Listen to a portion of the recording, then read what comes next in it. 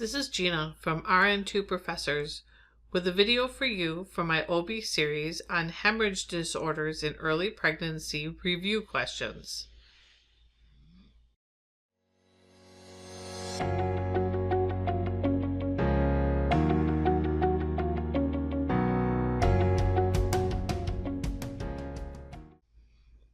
In this video, I'm going to review questions on hemorrhagic disorders in early pregnancy. This includes miscarriages, incompetent cervix, ectopic pregnancies, and hydatidiform moles. I will show you how to determine what the questions are asking and how to answer them. Here's our first question. The nurse is providing discharge instructions to a 28-year-old client who received methotrexate for an ectopic pregnancy. Which should the discharge instructions include? Make sure to take folic acid. Make an appointment to see her provider in 6 weeks. Flush the toilet twice after she urinates for the next 24 hours. Or resume all activities in 48 hours. This is an application question. You need to understand what the patient needs to know about the drug, including side effects, follow-up, labs, and precautions. Let's review the answers and find the correct education for this patient. Number 1, make sure to take folic acid. The patient should actually avoid taking folic acid supplements or eating foods high in folic acid because it can decrease the effectiveness of the drug therapy. So this is not our answer. Number 2, make an appointment to see her provider in 6 weeks. The patient should actually follow up within a week to draw labs on the quantitative HCG levels, so this also is not our answer.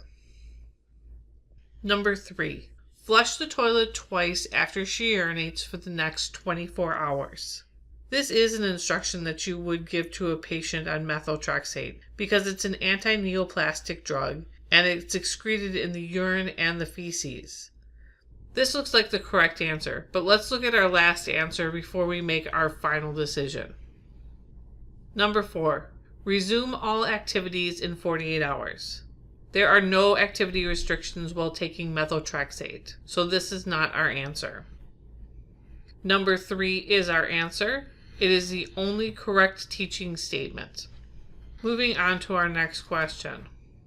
A 26-year-old pregnant client in her second trimester goes to the emergency room because she is concerned she is losing the baby. An ultrasound is done and it shows a cervix that is less than 20 millimeters. Which of the following conditions and treatments should the nurse prepare the client for? 1, cervical effacement, which will be treated with oxytocin. 2, incompetent cervix, which will be treated with delivery of the fetus.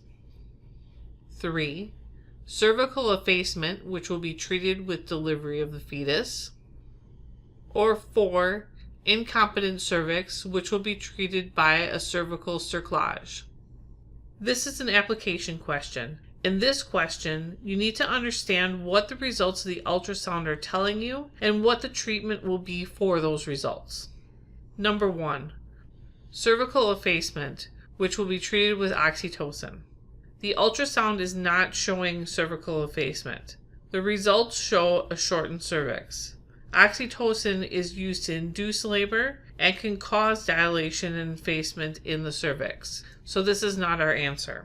Number 2, incompetent cervix, which will be treated with delivery of the fetus.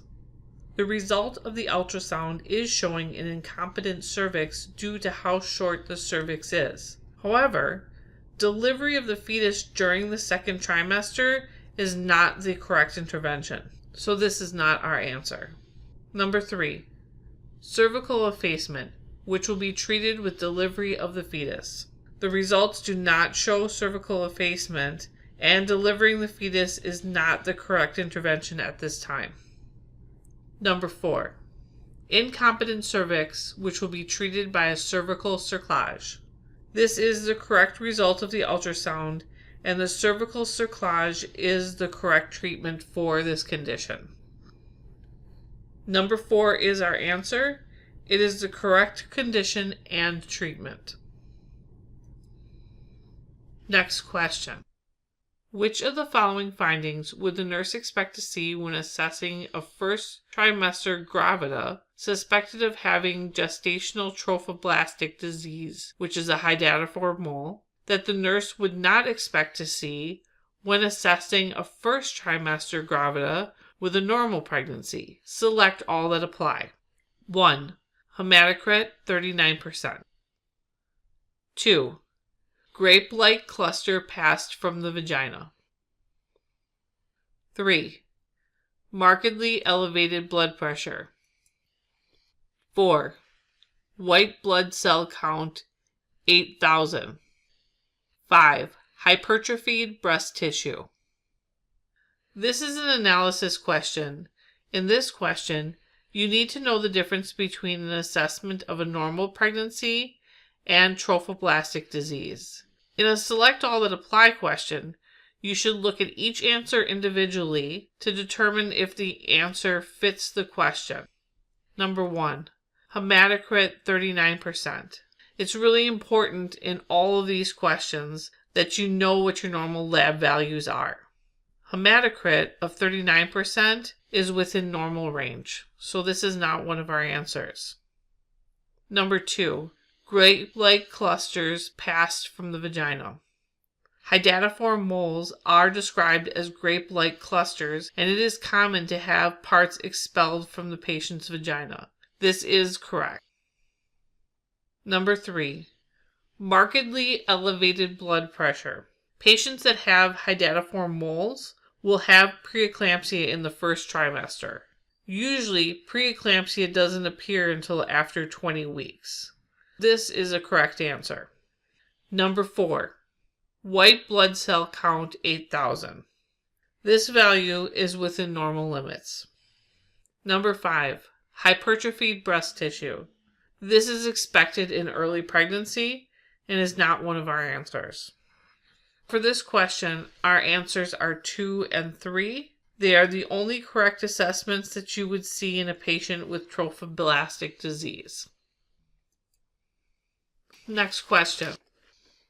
A few hours after being admitted to the hospital with a diagnosis of inevitable abortion, a patient at 16 weeks gestation begins to experience bearing down sensations and suddenly expels the products of conception in bed. Which should the nurse do first?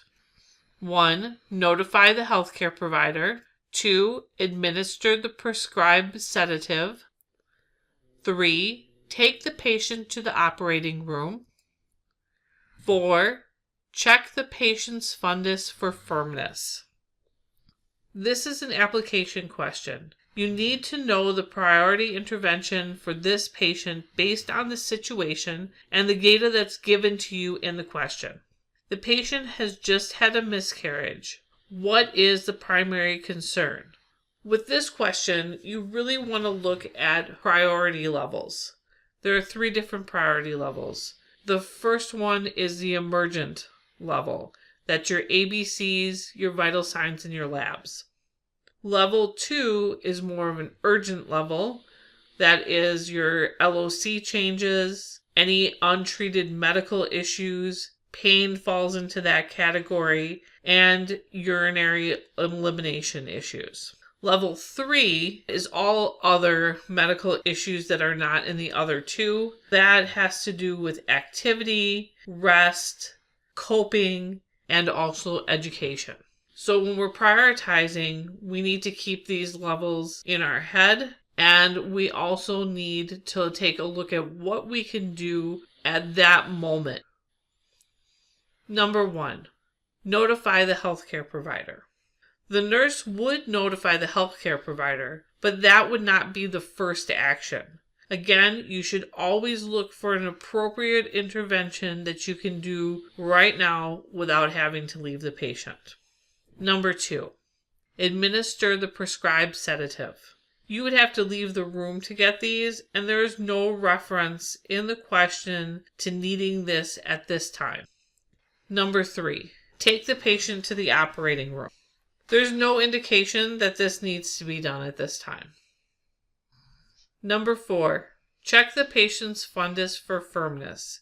The biggest risk is hemorrhaging if there's not a good uterine tone. The uterus needs to be palpated for firmness.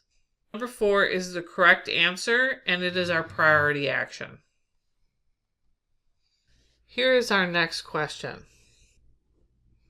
The nurse is caring for a client who was just admitted to the hospital to rule out ectopic pregnancy.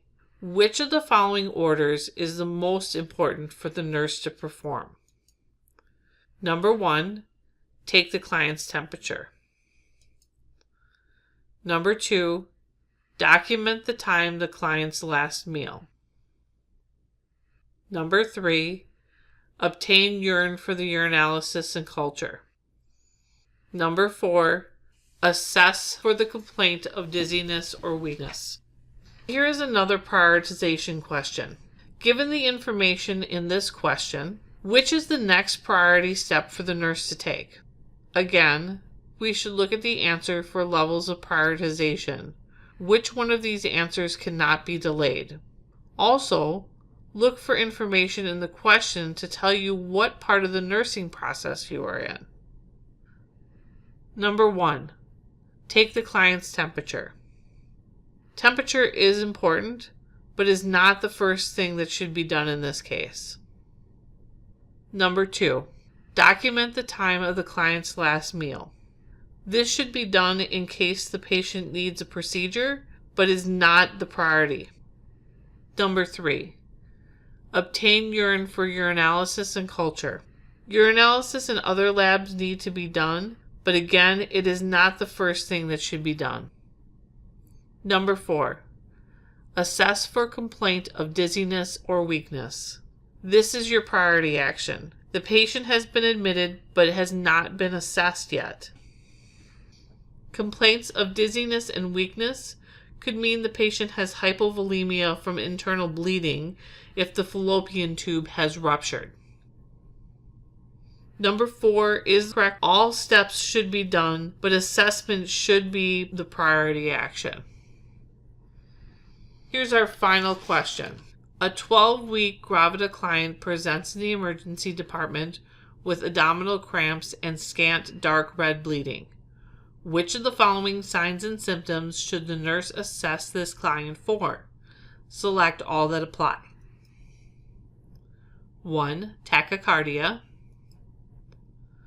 2, referred shoulder pain.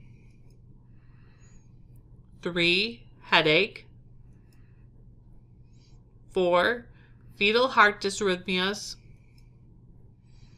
5, hypertension. This is an analysis question. You need to know what possible condition the patient is presenting with so you can determine what to expect in the assessment. Here's a hint. Look at the patient's gestational weeks. Then think about what condition could cause abdominal cramps and scant dark red bleeding. Dark red bleeding is another hint.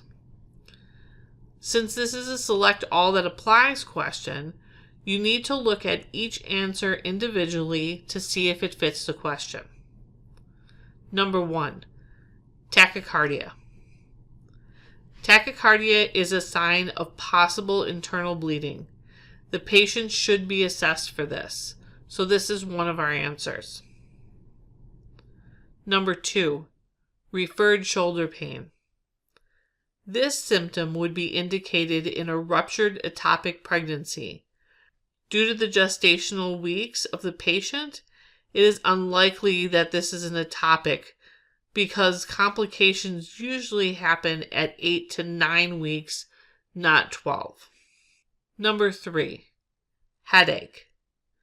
The patient could have this symptom with either a spontaneous abortion or a hydatidiform mole. In a patient with a hydatidiform mole, this would indicate signs of preeclampsia. Both fit the patient's presenting symptoms, so this is one of our answers. Number 4, fetal heart dysrhythmias. Again, This patient could possibly have a hydatidiform mole or be experiencing a spontaneous abortion. The nurse needs to determine if the patient is carrying a viable fetus by checking the fetal heart rate. So this is one of our answers. Number 5, hypertension. This is possible with both a spontaneous abortion and a hydatidiform mole. The patient could be experiencing preeclampsia. This is one of our answers. Our final answers are 1, 3, 4, and 5. They are all symptoms the nurse should check for with this patient. If you like this video, please subscribe for free and click the bell to get notified when new weekly videos are released. Thank you for joining me.